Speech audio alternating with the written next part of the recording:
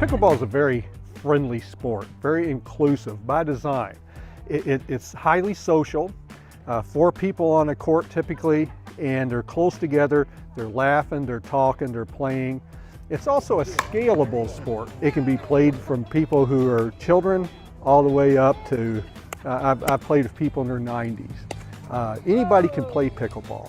3 guys on Bainbridge Island in Washington had a badminton court on a driveway. Somehow or another, the kids didn't take to that. They lowered the net, they kept the badminton court dimensions, they fabricated wooden paddles in their garages. They tinkered with the rules, and over the course of a couple years, the game of pickleball was born in Bainbridge Island in the state of Washington. The paddle is a person's personal choice, okay? The handles can be small, medium, or large as far as circumference. The thing that I like to tell beginners is this: go to a store that sells your paddles. Of course, later you can go online if you want to. Try a number of paddles, see which are comfortable for you, which are light, medium, heavy, see which is the most comfortable, how your grip is on there, whether it's too large or too small. Whatever is comfortable for you, that you can buy. You have all kinds of different balls that you can purchase, indoor, outdoor. Now, you can see the difference between the holes here and the holes on this one, all right? These larger holes usually have about around 26 per ball. The smaller holes here have around 40 per ball. Now, I mean the smaller holes here. The larger ones are made for indoor wooden courts. These with the outdoor are called the outdoor balls. When you come onto a pickleball court, and this is called a dedicated court, meaning it's only used for pickleball, the key thing to know when you're playing pickleball is that anytime a ball lands on a line, it's considered in. There is an exception to that, and there's a few exceptions in pickleball. The exception to the lines is this line right here, which is called the no volley zone line or the kitchen line.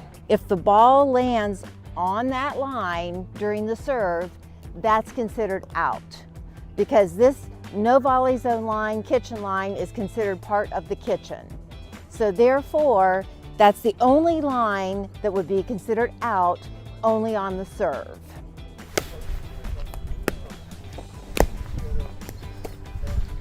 I try and get that V right here on the inside. This is your basic Western grip right in here. And that very seldom needs to change regardless of what you're doing. The only exception being is when the ball is coming straight to you, then you can just do this. Good stance is a common athletic stance. Your feet moderately apart, not too wide, but don't stand there like you're waiting for a bus. Moderately apart, knees flexed, ready, paddle up and out. When you're in this kind of a position, you're ready for whatever occurs. You can move sideways, you can step here, don't run back, don't run back. You can move around, you're ready to go, you're ready to attack. There are 3 things that you must be aware of on the regular serve. First of all, your swing is up and down like a pendulum motion. What I want to do on the serve is try and get it deep as I want to keep that one person back. He has to let it bounce once, and then we have to let it bounce a second time. On the bounce serve, when you bounce it, it can bounce either here, here, or here. Doesn't matter where it bounces, as long as when you contact the ball, your feet are behind the line. Now, I cannot throw it down for a higher bounce. I cannot throw it up for a higher bounce. I'm right in here, I'm presenting the ball, and all I'm doing is I'm just letting it bounce and then serving it over. Stay on your toes so you're ready for the ball to go anyway. Kind of keep two hands on the paddle ready. Bring the paddle back just a little bit. You want to drop it down and swing through the ball. And then for a backhand, some people use 2 hands, some people use 1. Same motion as your forehand. You're just going to turn your hips a little bit, bring your paddle back, and swing through the ball. When can I get in the kitchen? How long can I stay in the kitchen? Well, the simple answer is, according to rule, I can get into the kitchen anytime I want to, and I can stay in the kitchen as long as I want to. However, having said that, there are some things I need to know in order for my partner to be pleased with me, all right? First of all, I can get in the kitchen whenever I want to, as long as once I'm in the kitchen, I've got to allow the ball to bounce, okay? So, generally speaking, if it's nice and easy here in the kitchen, I get in the kitchen, hit it, get back out, get in the kitchen, hit it. All right, right here, good, good, good, good. I'm going to show you how to dink. First of all, you're in a nice stance.